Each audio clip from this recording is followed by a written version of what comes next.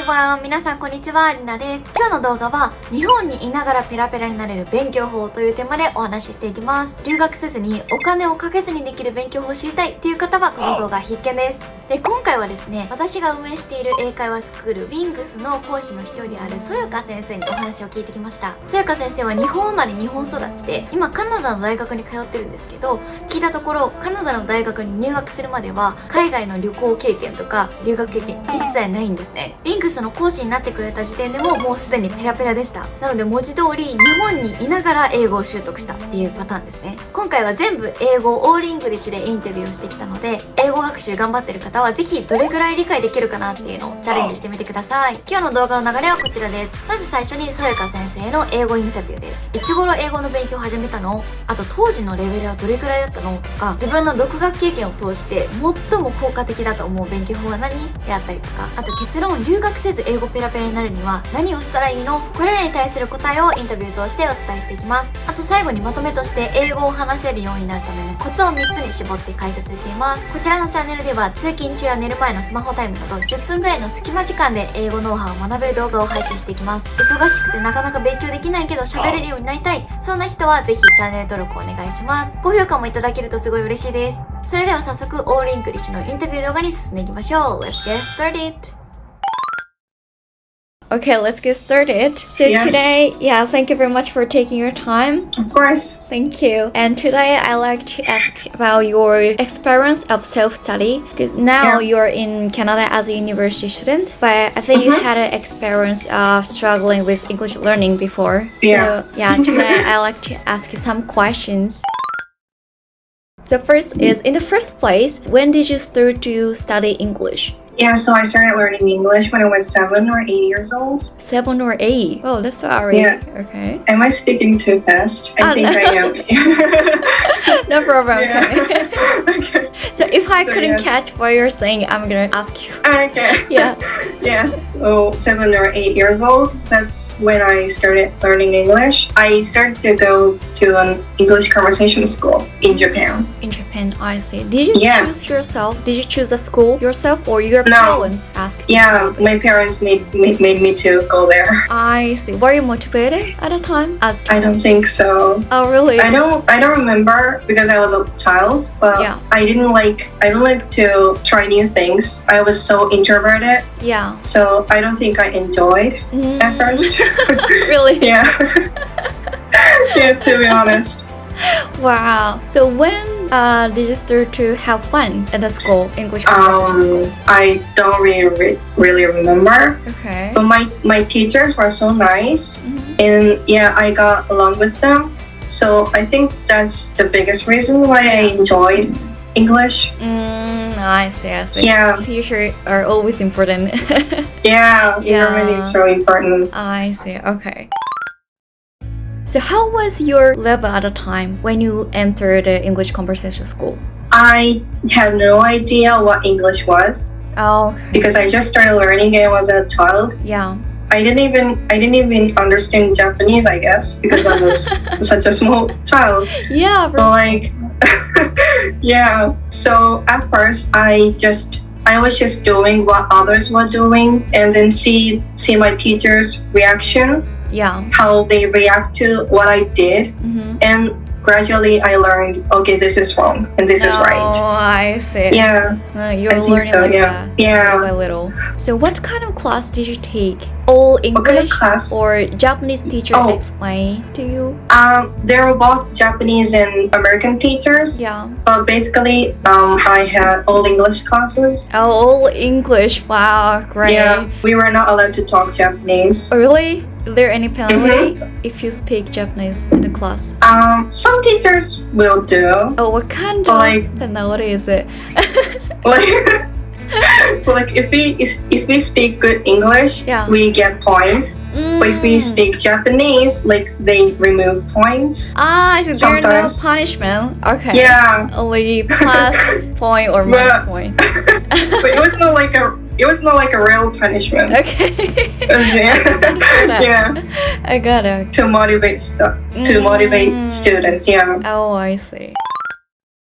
Like says, through your experience of self-study, now what is the most effective way of improving your English skill? It depends on the person, of course, but I would say learning by ears is really important and effective for me. So I hear English by ears and I repeat what I heard, like what I hear, and so that my mouth gradually remembers the pronunciation, like it gets used to it. And then once I remember the phrase or word, I applied those words or phrases to my own sentences. So I think it's really important to make my own English sentences. I totally agree with you. I think that was the most effective way. So you think learning by ears is important, but for doing that, so what kind of content do we have to choose? I think the content should be something you enjoy and you like. Yeah, because otherwise you're not gonna motivate it. So you can choose your favorite movies or songs, TV shows or anything. As long as you enjoy, Got it. What was your favorite contents? I love Friends, the TV show. Friends. And iCarly. Friends and iCarly were my favorites of all time. I see. So we're talking about the contents for studying English. What about lengths? I think 2 hours movie is too long for English beginner. So is there any recommendation about the lengths of the content that people have to choose? As much as you don't get tired of it. I see. Totally depends on the person. But like I would say you can start with short ones. Maybe even 1 minute or 2 minutes. That's enough, I guess. Right. Just right. And then you can gradually like extend the length of the content. I see. Is there any recommendation of website of English website? Content? I like Curious George. Oh, what that? I never heard of it. What? Curious George. Is it a name of the website? No, it's cartoon. おさらのジョージ. I love Curious George. おさらのジョージ. What's the name again? Sorry, in English. Curious George. Curious? Curious. Oh, interesting. Not monkey. Not monk. I love Curious George. He's my favorite character. Yeah. Do you still love him? On YouTube. Really? I follow YouTube. Oh, is it a YouTube channel? George, like official Curious George channel. And they post like episodes. Is it short? And then movies? It's like 5 minutes per episode. I guess. That's good. And then and the English is so easy. So I think it's good for beginners. It's not too difficult. That's a great idea. Is it made for kids? I'm watching it. Oh, sorry. Is it made for kids? Kids content? I think so. I think so. I got it. That's why they use easy English. So, in conclusion, what do you recommend for studying, especially for people who stay in Japan and want to improve their English skill? So, I think, first of all, to touch English as much as possible. That's very important. Even if it's 5 minutes, even if it's 10 minutes, it doesn't matter. To touch English is really important. And then the easiest way to touch English, I would say, is to talk to yourself in English. Everyone does it, right? I think it's really effective. Even if just a word, or even if just a phrase, one sentence, it's really effective, I guess. And also maybe you can master one content rather than trying many things. I think focusing on one video or one song on TV show is really important. I got it. You just focus on one content. Rather than trying new things. What about English textbook? I've never used one of those English textbooks materials. I don't think it's necessary. I would say, like, it depends on which skill of English you want to improve. If you want to improve your writing or reading, maybe you could use one of those English textbooks. If you want if you want to improve your speaking or listening, I don't think it's necessary. I see. But in Japanese education, especially English class, we always use textbook, right? Which I didn't enjoy. Me too. I didn't like it. Yeah. But you mean people have to graduate from study with textbook? Yeah. I mean, if we use textbooks, it's gonna be really study. Yeah. And some people don't enjoy it. So yeah, it doesn't necessarily have to be textbooks. So for having fun and learning useful English phrases, maybe we have to focus on content like movie or drama. Yeah, I think so. That's great advice. Thank you. Can I ask you one more question? I'm so sorry. Yeah, of course.